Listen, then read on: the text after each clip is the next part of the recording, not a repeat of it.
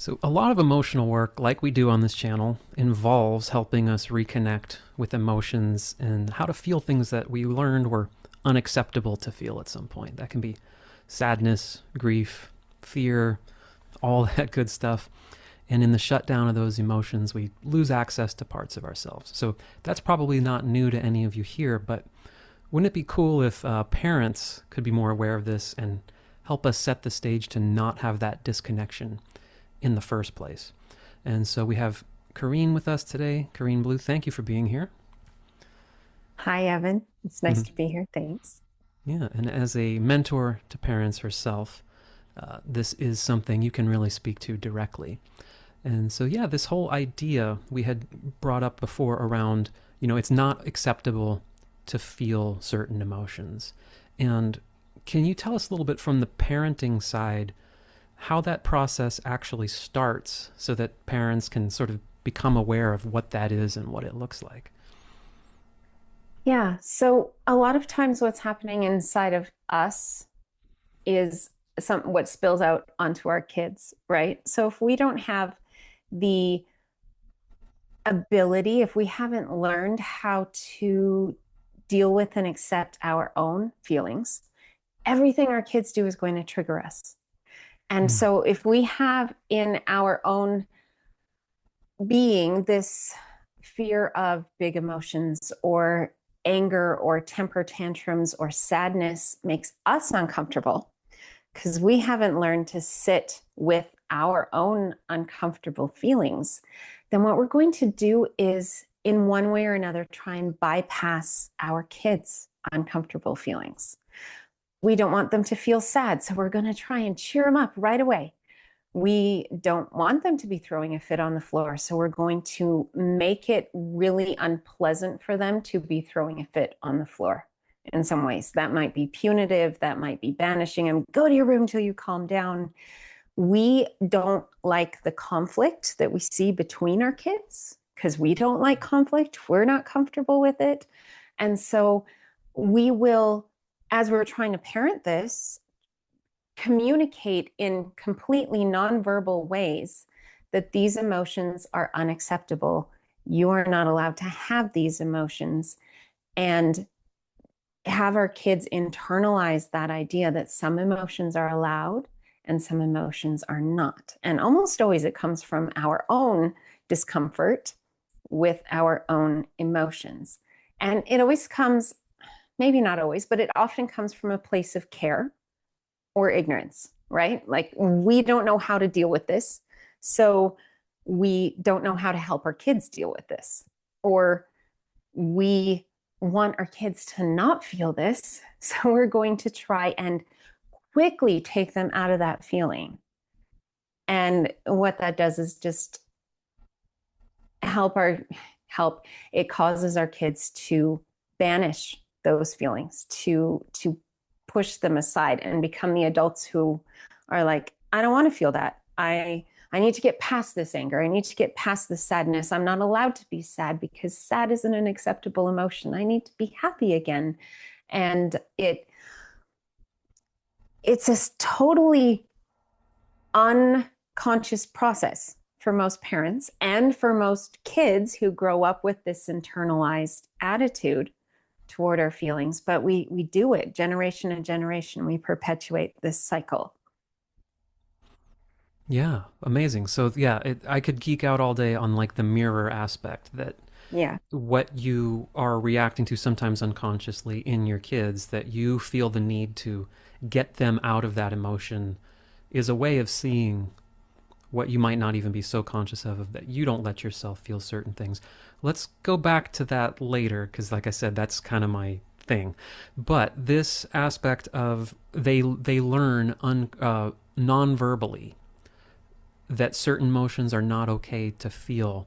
And I'd love to dig into that a little bit because it's not like, as a parent, they're literally saying to your kids, it's not okay to be sad.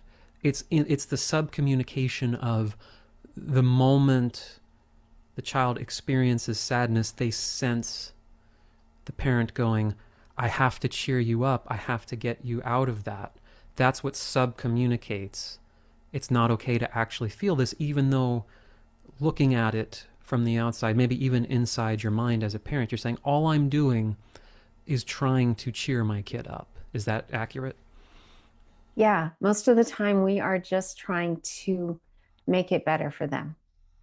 We tend to want to rescue our kids out of emotions that we don't like them to have, whether it's frustration or anger or fear or sadness. We try to move past them quickly.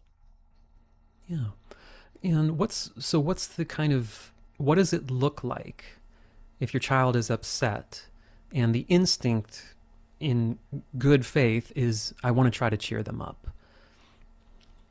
Yeah, you might do something like try and make them laugh when they're sad, like to cajole them out of the feeling they're in right now.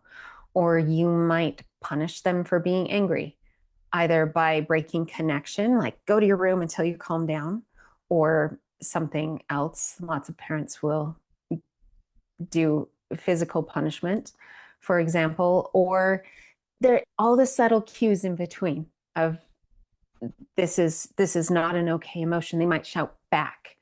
They might mirror the emotion and raise it. And all of that is at its core, it's shame, probably. Like this emotion is unacceptable.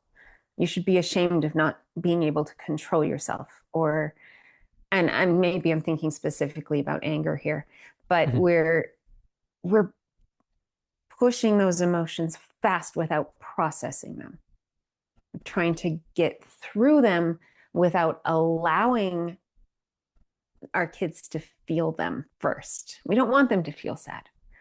We don't want them to feel jealous. We want them to get past it and feel like we want them to feel. Yeah, what would it look like in the moment they're sad? Like, because I'm sure many people never experienced being on the receiving end of here's a space where you're allowed to feel something.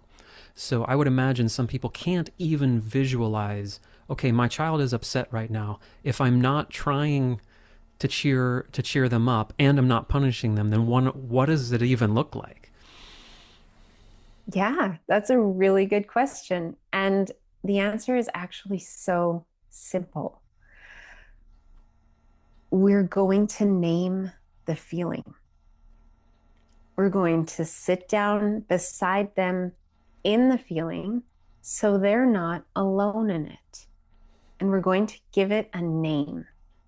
And a name, first, now I have a big overwhelming emotion. I'm a small child. I have a big overwhelming emotion. I don't know what to do with it. I'm acting out.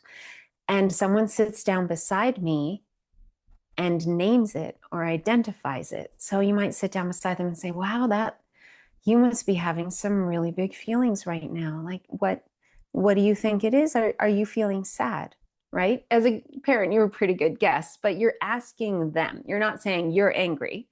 You're saying, are you feeling frustrated right now? Are you feeling sad right now? Do you want to tell me about it? Do you want to tell me about what's going on so that I can be there with you in it? We're not trying to move through it. We're not trying to fix it. We're not going to go straight to, well, that's not, you shouldn't feel sad about that because that's not what really happened. We're just helping them to not be alone with that feeling and to name it. And that's step one, because if I've met adults who don't know how to name their feelings, I've Oh yeah. met grown-ups who are so disconnected from certain feelings that you can tell, everyone can tell they're angry, but they don't have a name for it. And when you don't have a name for something, when you can't identify it, then it has a lot more control over you. You don't have control over it. It has control over you. And there's one, other languages outside of English do this really well. Um, in English, we say, "I'm angry." In German, I think it is, "I have anger," Right. right? So it's not an identity of who I am, it's an emotion that I'm currently holding. And that makes a huge difference because we're not saying you are an angry person. We're not saying to our kid, you're angry. We're saying you feel angry right now, right? Like, are you feeling frustrated right now? Is this difficult for you? And just that validation. It is a validation. It is a beside. I am with you in this. You don't have to be afraid of this feeling. I'm right here with you. This is just a feeling. It's just some information. Let's be curious about it. And then, and after that, already it's gone down to 50%. Already it started to lose its power. And after that, we figure out, what do we do with this feeling? How do we express this feeling in a healthy way? Is this feeling calling us to act in some way?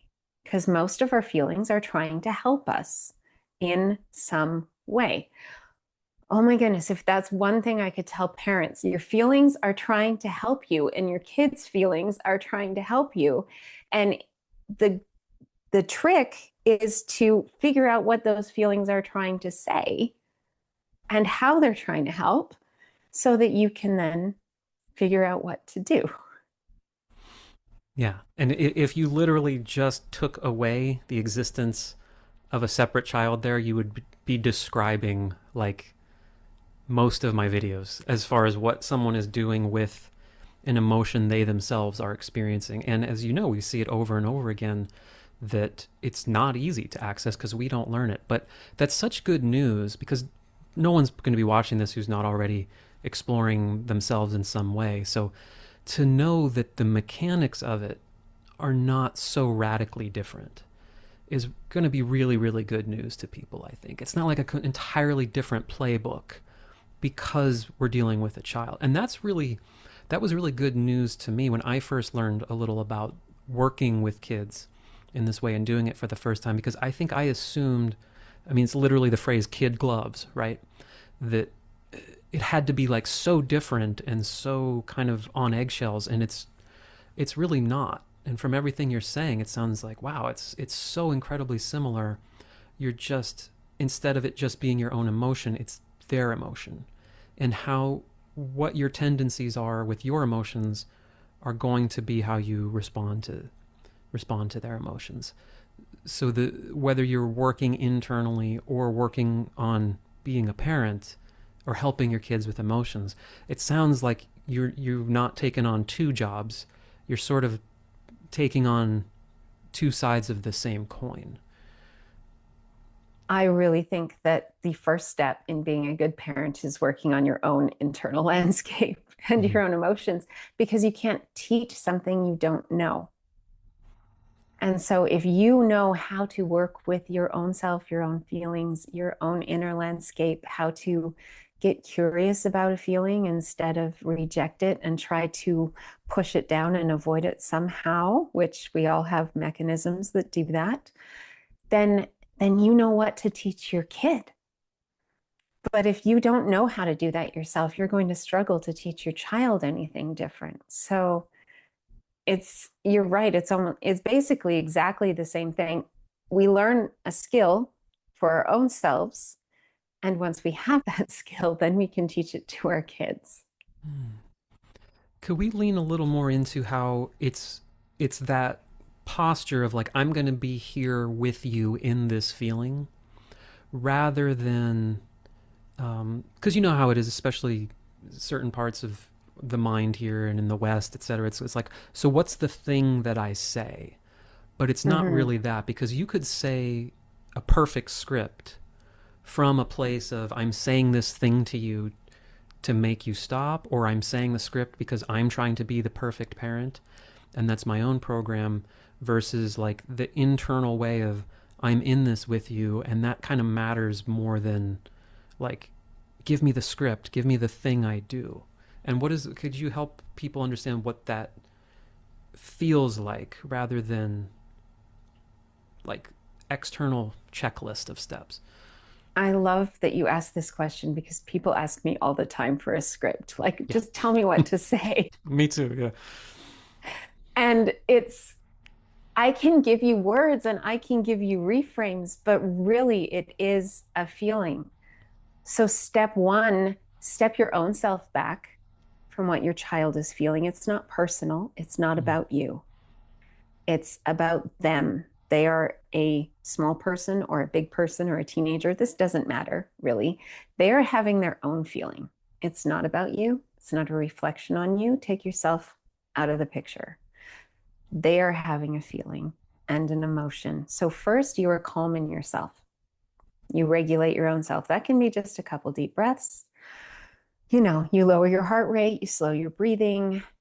Your child, since infancy, has used your body to regulate. It's called co-regulation. Babies need skin to skin contact with a mother or a father in order to regulate their own internal systems, their own heartbeat, their own breathing.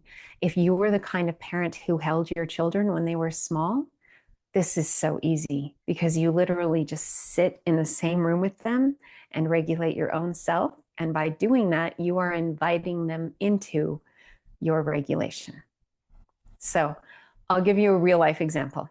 My 10-year-old has been through massive transitions the past couple of years, started different schools, started all sorts of things. Of course, doesn't have the vocabulary or the ability to say, this is all hard. All these new things are hard. I'm struggling with all of this. Instead, he picks the one thing that he might be able to control, which is the chore schedule, which changed since he started school because of that schedule. And he's raging about that one thing. It's not fair that I have to do this. Okay.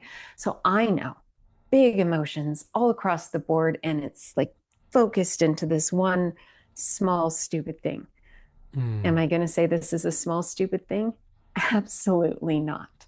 So he's having his moment. He sits on the couch, throws a blanket over his head, but then sometimes he takes it off and glares at me just so I know he's mad. Like he's really Mm. mad at me, right? But then he'll cover his head back up. This is a kid who has a big feeling and needs help to figure out what to do with it. So I'll just sit down on the couch beside him. He'll take the blanket off, glare at me, put it back over his head. And, he'll move over away from me, like to let me know that I'm mad at you. And of course, this is a child who has learned that there are respectful ways to be angry and disrespectful ways to be angry. And sometimes he goes to the disrespectful side, and we do not address that then.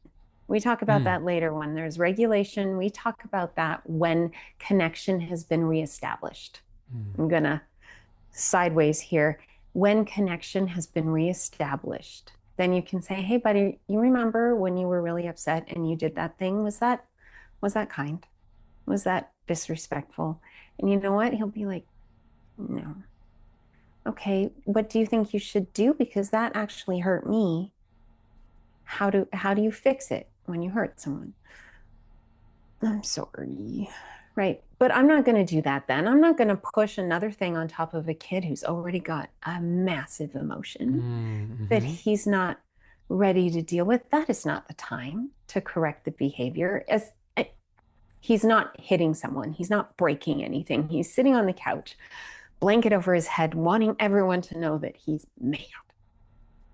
So I sit beside him and I let him be mad. And I might say something like, hey, do you want to talk about it?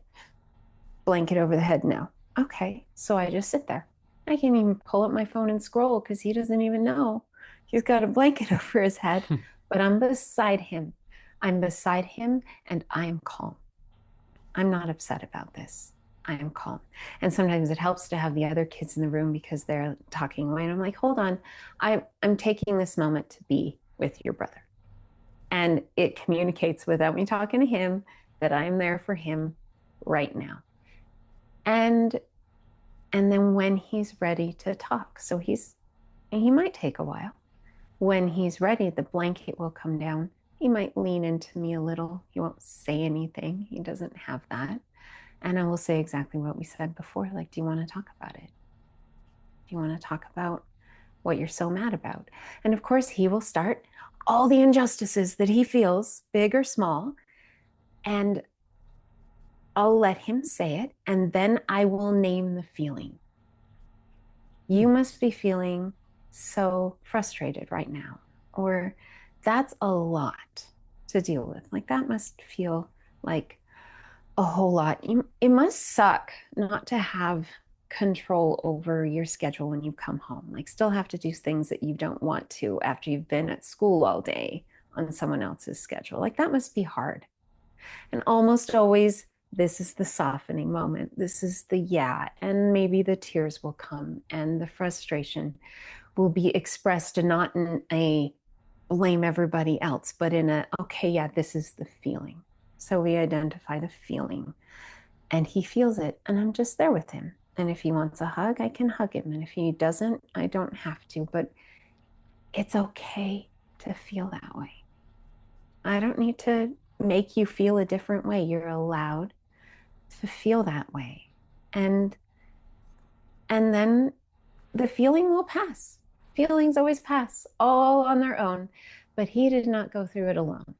And he was not banished, sent to his room, forced to be alone in it. He had someone beside him who, in my own body, is cultivating calm, cultivating regulation, so that he doesn't feel like his emotional storm is overwhelming and that he's drowning in it.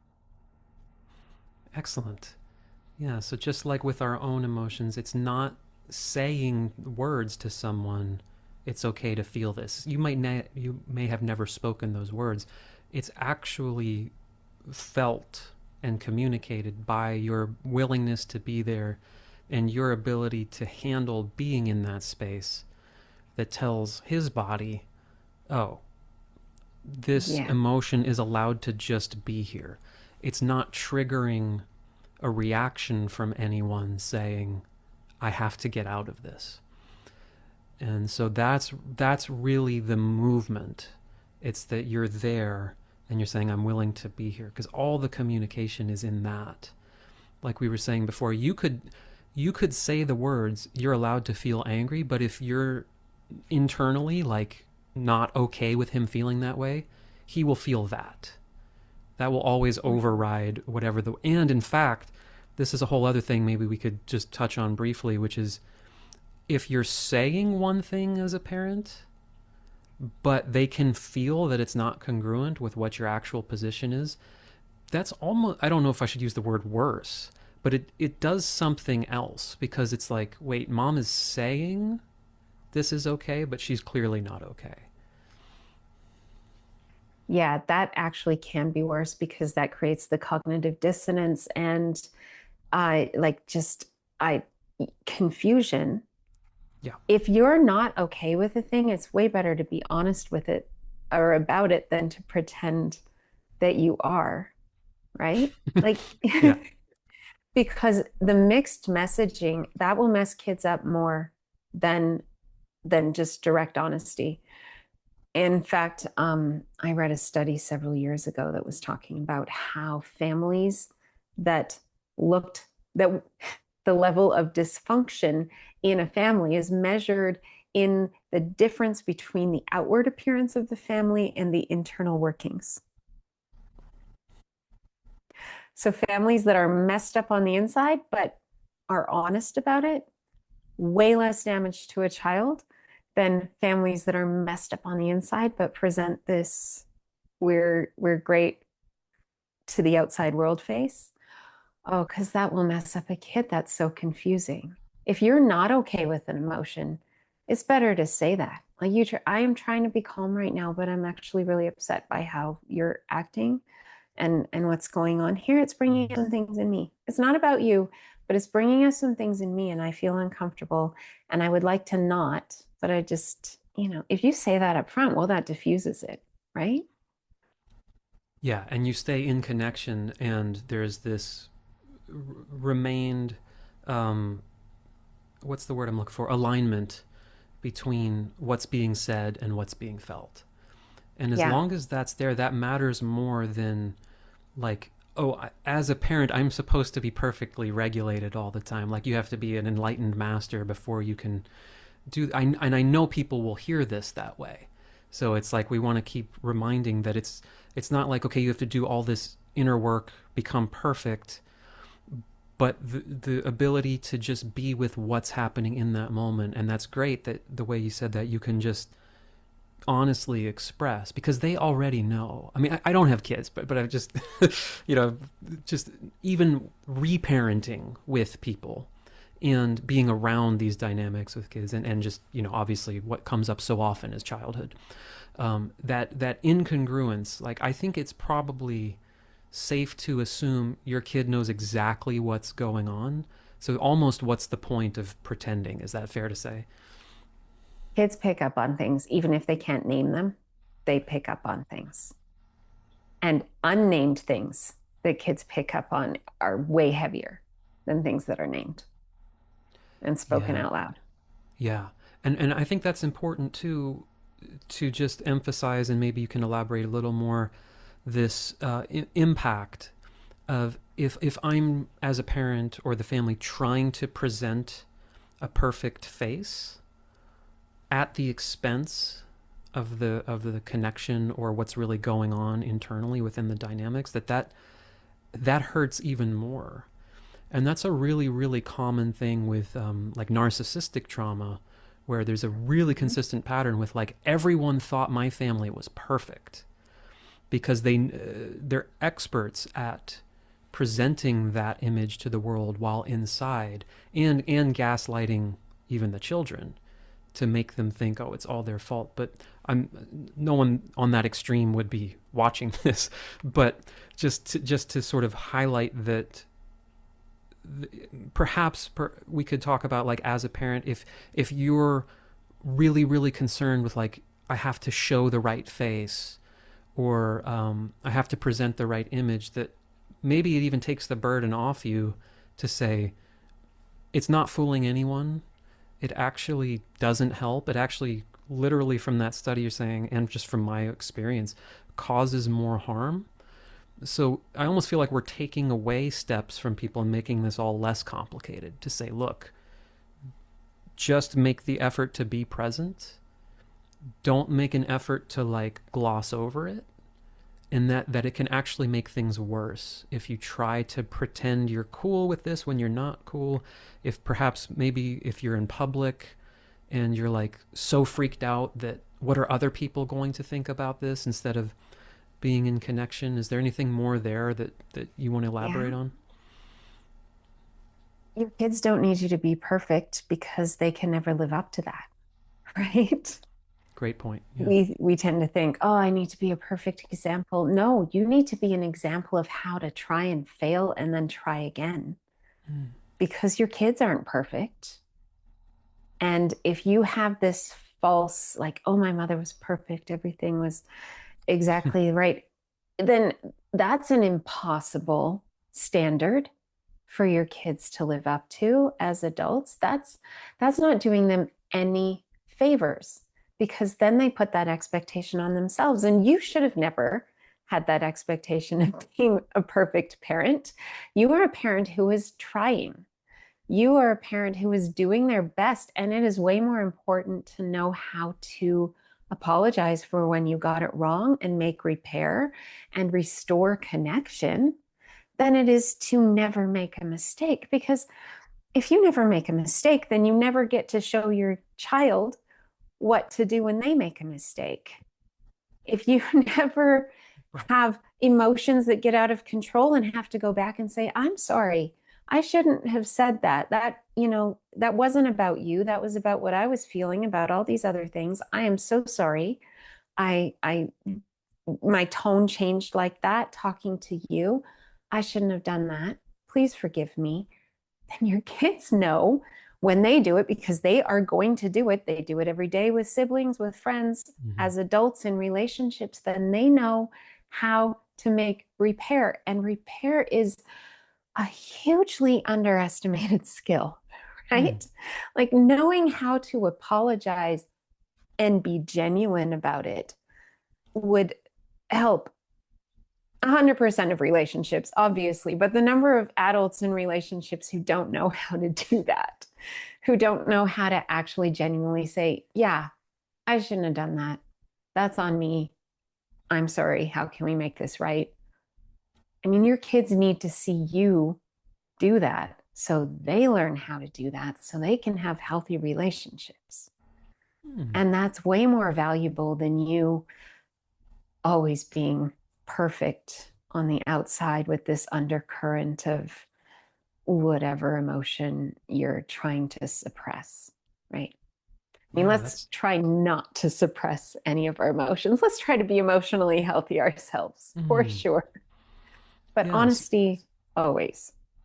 And so that was an example there. Like you would literally say that to your kids, for example, if you blew up about something and you said something that later, it's also a sign of respect Yeah. to a kid that you would probably apologize like to your boss if you did something at work and went off the handle. And I like how you just spoke it in that example there, like you would to any other adult who deserves that kind of respect, instead of like, well, they're the kid, I'm the parent, or whatever other kind of emotional resistance around there. So if a parent is asking like, how do I apologize, are there any other nuances to it, or you just say it as you would? I would say be specific. Make sure that make sure that your child knows that your emotions are not their fault or their problem, right? You're Mm. the grown up. You own your own anger. It's not you made me angry, right? It shouldn't be. I'm sorry I did that, but you made me so angry. No, no. I had anger take over inside of me because I am on multiple levels dealing with all of these adult things. And that was just the last thing that did it. And I will straight up say to my kids, like, my tone will go up. There will be a moment. Someone will come back in a snippy sort of way. I have preteens. I have teens. I have all the people. I have 6 kids. And so I have adults. I have kids. I have the in between. I will straight up say, I am, I'm sorry, right now I am maxed out on my bandwidth. Mm. Like Mm-hmm. I'm in sensory overload right now. 3 people are trying to talk to me at once. I'm tired. I haven't eaten yet. And I'm coming out of a really stressful work day or whatever it is. And this has nothing to do with you or what you just said. But I have so many things going on right now. Can we just pause? Can we just pause? I'm sorry my tone went up. Let's just back it up. I'm just going to eat something and drink some water and then come back to you. And my kids know now that that's going to be a much better result than trying to Mm. continue talking to me while I have just said, hey, now is not a good time because I don't have the bandwidth right now.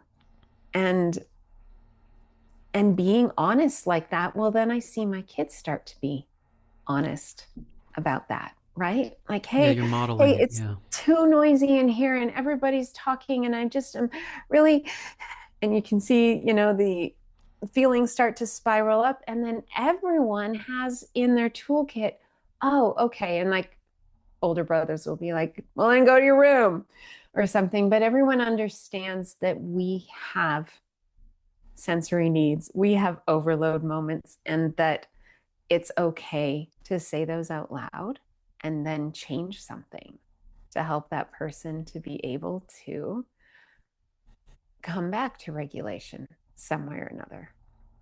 That's great, because then, just like in the beginning of the conversation, when perhaps a younger child is having a big feeling, it's that sense of not being alone in it.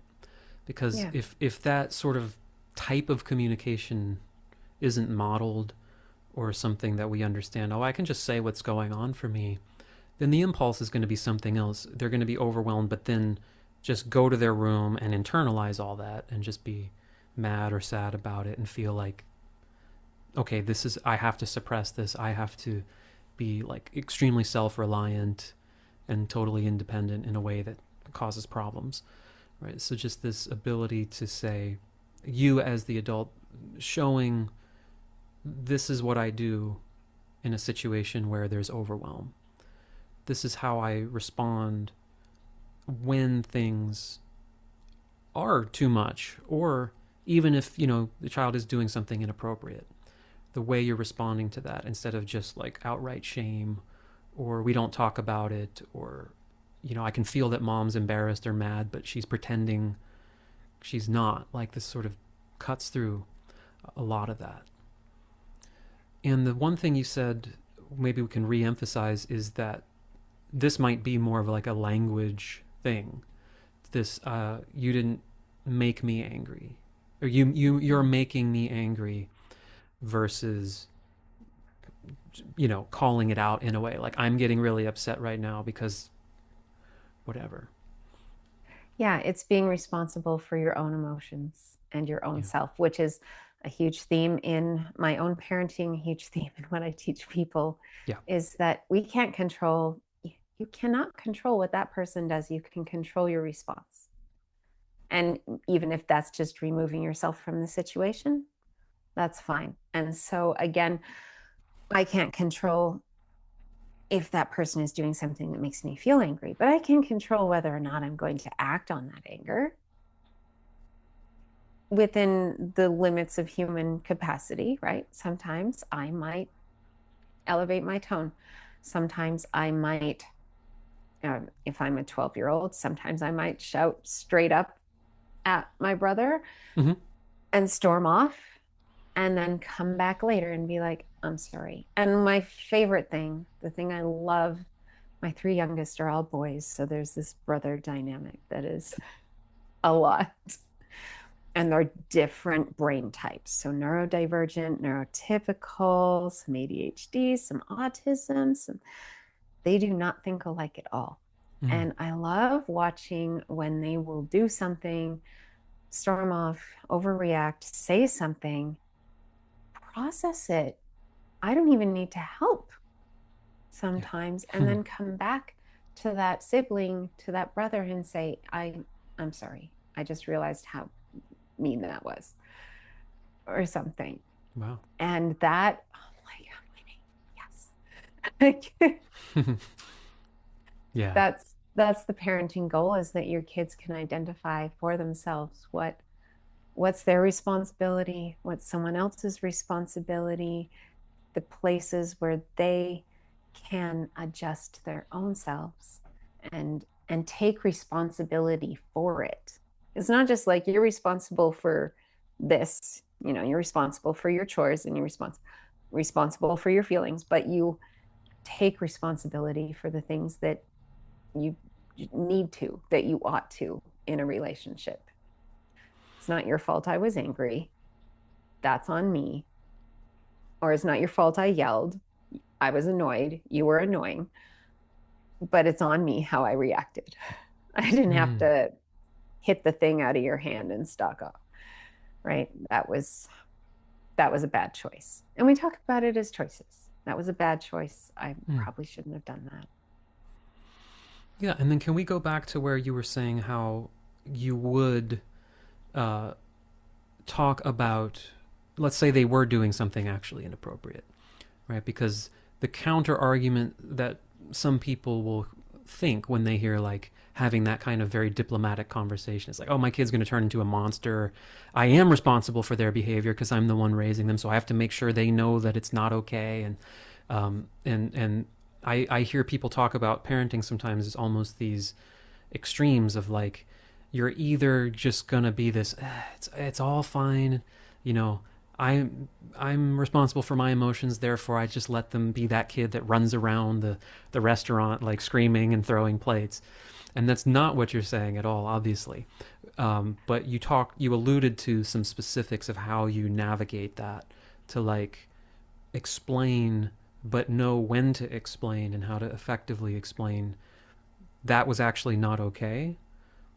But right now, in the moment, it's just about getting things calmed down and situated. So, do you want to tell us a little bit about what those conversations look like when you're not just in the thick of a heavy emotion?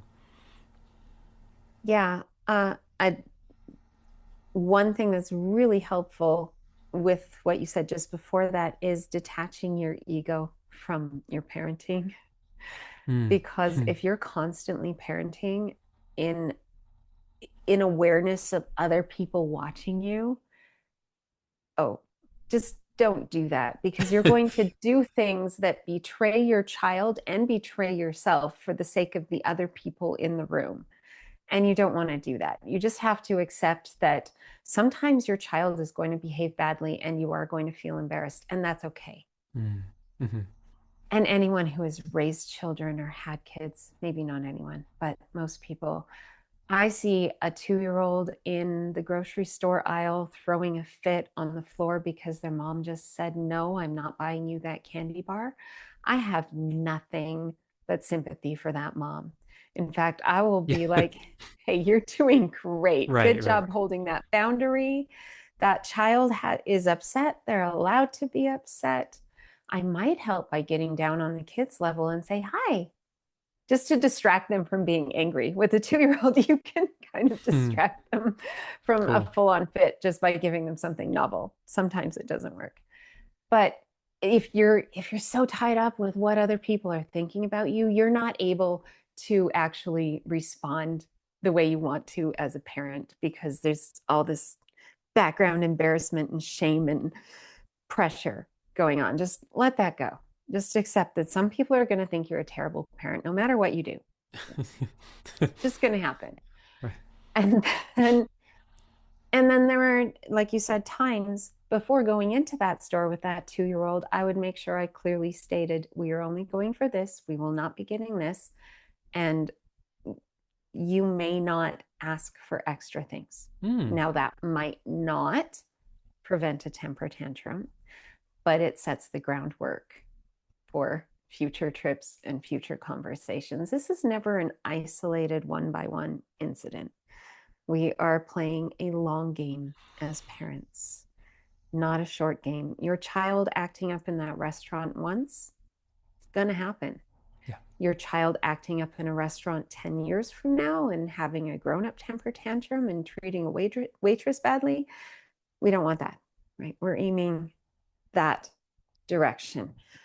And there's a lot of pressure on parents to have perfectly behaved children when they're out in public. That Mm. said, I'm not talking about permissive parenting. I'm not talking about parenting without boundaries. It's Yeah. actually the opposite. When I'm talking about what your children are responsible for, it's exactly boundaries, them learning to respect yours and others, and them learning to establish and maintain their own.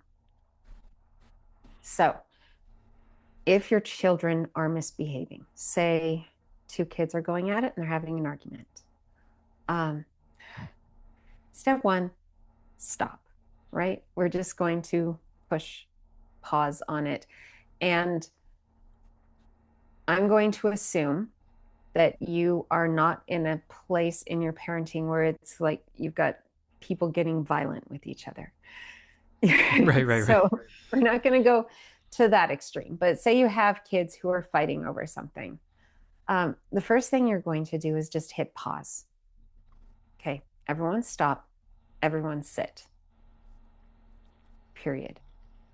I do this with my kids and they know it now. It's like, come sit down. You come sit down. I hear something upstairs. They know when I call, they're going to have to sit on the couch on opposite sides of me, and we're just going to sit. And I set my timer for 2 minutes. And then the very first thing that we say after, I never say what happened, because then you get a, he did this and he did this and he did this, and well, you, and the argument starts again. First question, what could you have done differently before this argument started that would have kept it from happening? Because that takes us outside of Mm-hmm. the feelings of wrong and back to responsibility for our own actions. I have a whole video on this that I did recently, but we're not going to allow bad behavior. We are going to correct it, establish boundaries around it and rules, and we're going to do those in regulated moments. That's an ongoing conversation about the expectations. And after that moment of whatever the argument was, you might have to go, okay, what do we need to change around here? What needs to change so that you're not always mad at your brother for picking up your stuff, looking at it, and putting it down somewhere different? What needs to change? How do we fix this? How do we change this ongoing irritation? And we do that when we're calm and we talk about it, right? We don't do that in the moment because that doesn't fix anything when Right. no one's in problem solving mode. Our brains go all the way back to lizard brain. We're not thinking critically or creatively when we're in defense mode. We're just protecting ourselves. Right. So when we get out of that self-protection mode, then we can look for solutions. I'm not sure if that specifically answered your question. No, that's great. And that actually, let's just break that down slightly, because that pre-framing thing is sounds super important and useful, right? So the everyone understands beforehand, because if you think about it, even just in adult terms, like, it's not fair if you get punished for a rule that you didn't know was a rule. And it's not really like, how do you, and it's very confusing and creates all sorts of other problems if they're really inconsistent. Like, one day you're allowed to do something and then the next day you get yelled at and screamed at for doing almost the exact same thing. So that's really great, the way you kind of frame that around, okay, before we go into the store, we sort of say these are the ground rules. And I'm assuming you kind of establish those in different ways, like, okay, in this house or this room of the house, or when it's 8 p.m. and it's bedtime, or whatever, there's like, just I guess a lot of this goes back to respect. It's like treating Mhm. treating these kids with the respect of like a human, rather than do what I want you to do. But okay, this is what happens at 8 o'clock. So you're still the one who's in charge because they need that. But they understand, okay, this is what's happening, perhaps why it's happening. And when there's exceptions, like, okay, well, you can stay up later today because it's, with me, it's like, well, because uncle's here visiting from across the country, right? So there's Right. like, it's explained. Like, my sister will say that, like, you're staying up, you can stay up later because he's here and he's only here a couple times a year.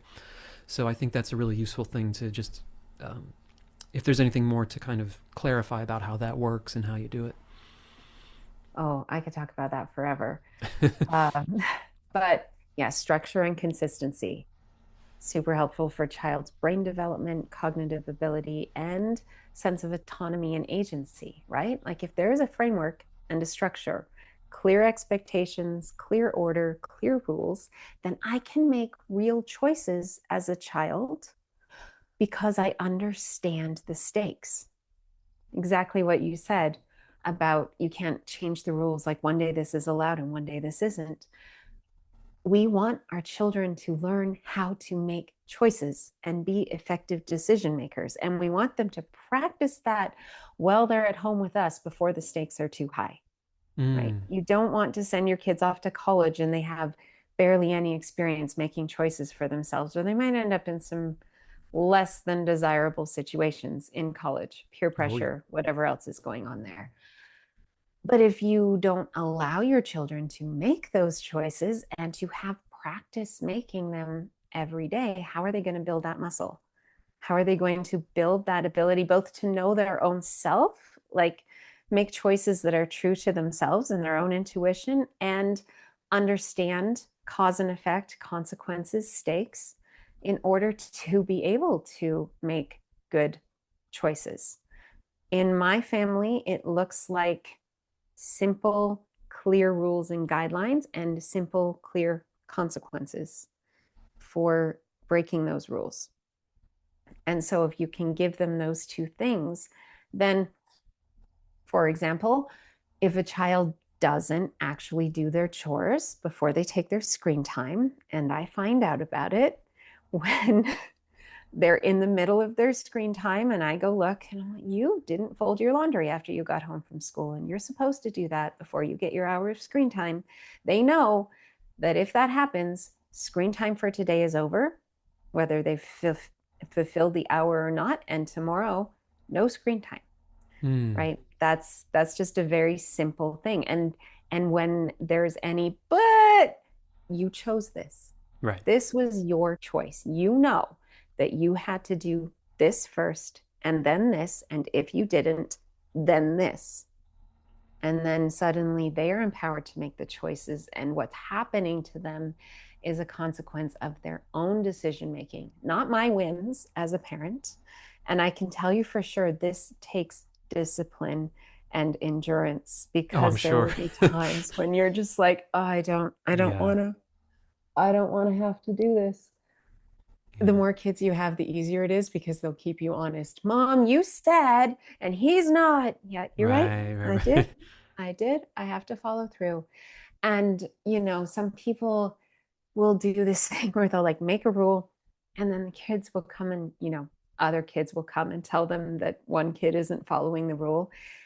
And oh, I've seen this so often. They'll say, oh, don't be a tattletale, Oh, which is code yeah. for I don't care enough about the rules I made yesterday to follow through on them or enforce the consequences that I said. Therefore, the rules don't matter.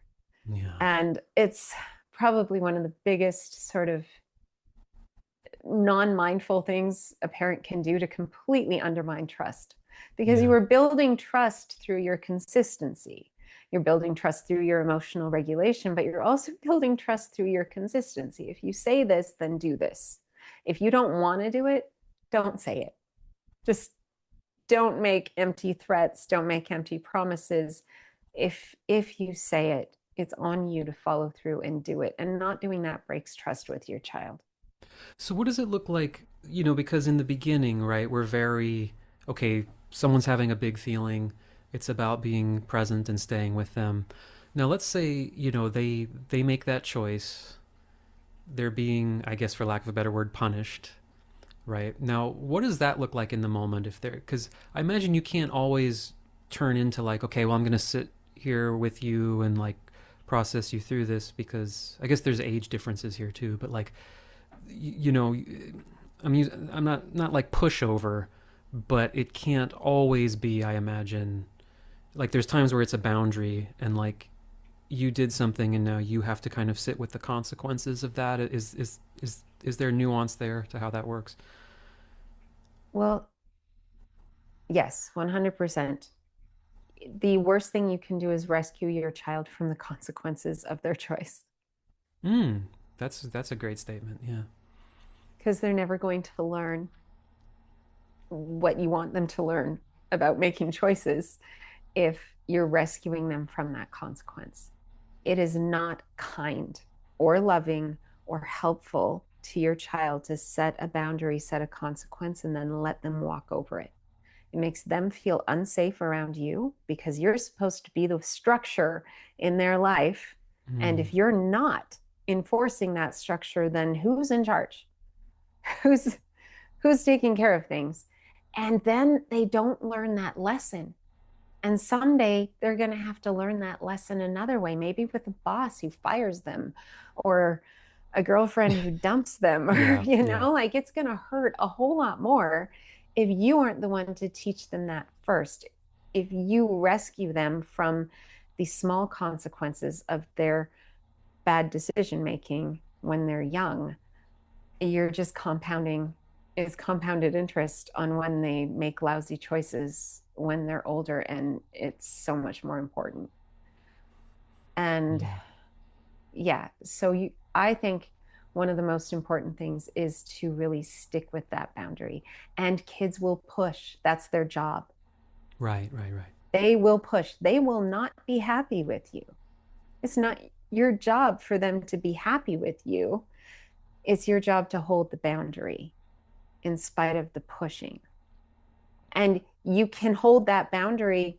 That scene I described on the couch with that child who is angry at me because he has a chore to do that he's not happy about, he still has to do that chore. That boundary Right. is still there. Nothing changed. Though, in that one instance, I did ask him to suggest another chore breakdown that would be fair to everyone. He couldn't.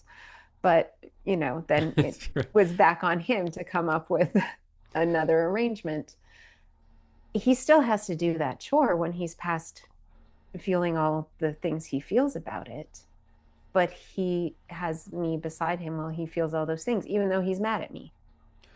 Okay, so you it's important to enforce the boundary, and if there is a consequence, but you don't have to emotionally disconnect in order to do that. Is that a fair way to say it? Exactly.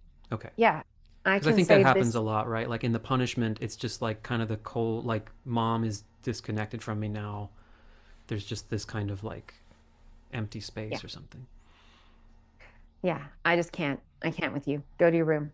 Get out of Right. here. But, and ow, it's it's such an easy thing to fall into. And in a Sure. way it's better than just like shouting at them and having this full on tirade that Right. right? But it's that disconnection. It's that.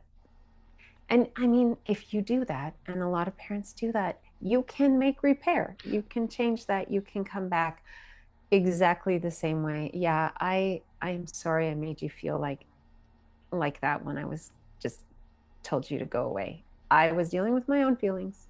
Mm-hmm. I didn't have the bandwidth to be there with you and yours.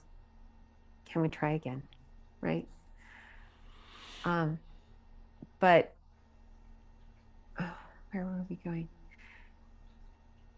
The boundary is there. The feelings come back at you, little kids, teenagers. You hold the boundary and you don't take it personally, any of their feelings, and you don't disconnect even if they are not regulated. You don't Yeah. disconnect. They might disconnect. They might walk off, Right. Right. Right. but you don't disconnect. You are an open door. You are the firm. I like to paint this picture of like a big rock in the middle of a storm. The storm doesn't move the rock stays there. You can even shelter behind the rock out of the wind. Yeah. As parents, we're the rock, our kids are the storm. And we invite them into the stillness on the lee side of the rock when they're storming around. Yeah, and that does a lot of that does go back to your own sort of internal practice of your ability to Yeah. be not perfect, not completely untriggered ever, but to be able to be regulated even in the midst of chaos. And then when you're not, having the awareness to just call it out and say, okay, I can take responsibility for that. I can apologize even because I'm not going to be perfect. But Yeah. so there's like a consistency and an honesty about sort of the intent, and then that there's just no facade in any of it. There's a being with whatever's happening, which is, also the personal work side of it is to be present with what's happening. Yeah. Um, Again, I'll go back to my 10-year-old because he's where he is right now. One morning heading out for school, he's mad at me. He's not talking to me. He wants me to know he's mad at me. Hmm. Um, and so I hug them all on the way out the door to get on the bus. So I hug his brother, I hug his other brother. I I ask him if he wants a hug. He says nothing. I'm like, okay, well, I won't give you a hug if you don't want one. I'm not going to force you. And so I give the other boys hugs and they're going out. And he's standing in front of me this whole time, but he doesn't want a hug or he's not going to admit he wants a hug. I know he wants a hug, but I'm not going to force it. And then just the littlest moment where the other boys are going out the door, he says nothing and he just kind of leans his whole head into my chest Yeah. Nice. wordlessly, right? It's Yeah. like, okay. And I hug him. I'm not going to demand an apology. I'm not going to make him say his things. He's on his way to school and he needs a mom hug on his way out the door. You know It's what's my job to bring him in and give him what he needs. And later I can talk to him about attitude or words or anything like that. But right now, he needs a mom hug before he gets on the bus.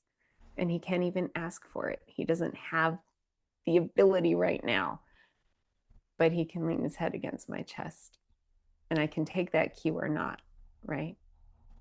Well, you know what's great about that is it's real similar to something people have a lot of challenge with their own emotional work, which is like, so what do I do in that moment? Like, do I hug? Do I not? But you were there, and then you let him do it the way that he was okay with. That could be different because he's 10. It could be different because he's a boy. But if you're like, well, you need to give me a hug or no hug, or like, this is the way it's got to be, it's just the space. And like, he probably wasn't comfortable saying, I want a hug. And there's a Yeah, that thousand reasons for that. But if you kind of made it like that's the way you have to do it. And so I think that's just a great illustration of how, just like with your own emotional stuff, if you're trying to make it happen a certain way, things mm, get sticky. But if you're like, I'm making this space available, then whether it's an emotion or a child, they're going to respond the way that's right for them. It's not your job to like decode that and figure it out or tell him exactly what to do. And yeah, that's a really cool example. kind of the opposite, isn't it? It's listening. Yeah. Yeah. Yeah. So I guess that's a good central theme, right? It's like, be there, engage in what's happening, listen, but also as the parent, understand that you're the one setting the context. So you're setting parameters so that we understand, okay, this is what I'm allowed to do here. This is what I'm not allowed to do. These are the consequences of my actions. If I don't do those things, mom will keep the boundary. So there is a consistency there, but mom doesn't like completely shut off from me, or I don't get the feeling that I'm a bad person because Yes. I played with the iPad and I made a choice that, is going to have Yeah. consequences. This isn't about who you are. It's about choices and behavior and skills. Who Very you cool. who you are is is who you are. The rest is just layers of what's happening today. It's Yeah, You're not going to label a kid bad or angry or sensitive or anxious. You're you're having that feeling right now. It'll pass. very cool. Well, I have a lot more questions, but for the interest of time, we could probably do this again some if you're up for it. But I bet a lot of Yeah, my I love that. questions are things that you have videos about and things you talk about. So, as far as that, where can we watch those? Well, I do have a YouTube channel that is not nearly as well developed as yours, Evan, Oh, but I'm getting there. that's I'm awesome. putting up more Yeah. videos. And I have a newsletter, and I'm actually doing a free training coming up this month on actually how to talk to your kids about things that are going on in the world right now in a way that helps them to not be afraid of it, but able to engage with the world as it is in a way that is with confidence and strength and with courage. So, uh, Perfect. if anyone wants to come to that, uh, I'm sure you'll send them a link or Yeah, share a link. I'll Yeah. put the links in the description, and Yeah. so I'll have a link to the channel where people can watch the different videos, and then a link to sign up Okay. for that. Yeah. To go to my newsletter, it's parenting.carrienblue.com/profile. And you can just have a look there. A lot of it's public, so you have an idea of what But you kind of coach people like stuff you're looking. like uh, they can work with you directly on this because I'm sure people have 1,000 questions that I didn't get into. Oh, yeah. Yeah, I do one-to-one coaching, and I also have a course and group coaching that goes along with the course. It's an 8-week course. And then when I start a cohort, then we go through the course week by week, and it's a lot of similar content. And then there's a lot more besides where we talk about how to build resilience in your children through narrative is actually the main theme of the course. Oh, very cool. Yeah, because I'm just like with the emotional work stuff, right? I mean, there's sort of best practices and concepts and things that you can reinforce, but really it's the nuances of that particular situation in that particular time. So being able to talk through it or being with a cohort or something, because it's like, okay, yeah, I understand connection, boundary, but like I'm in this moment right now. My child simply doesn't listen. They push back in this way, so I don't know exactly what to do with that. Right? It's always in the nuances there. So it's cool that they can ask Exactly. you kind of personal questions about their own Yeah. situation. Yeah. Yeah. Awesome. Well, thanks for being here. Well, thanks, Evan. This was really fun. I enjoyed talking with you about this. Yeah, likewise. Let's do it again.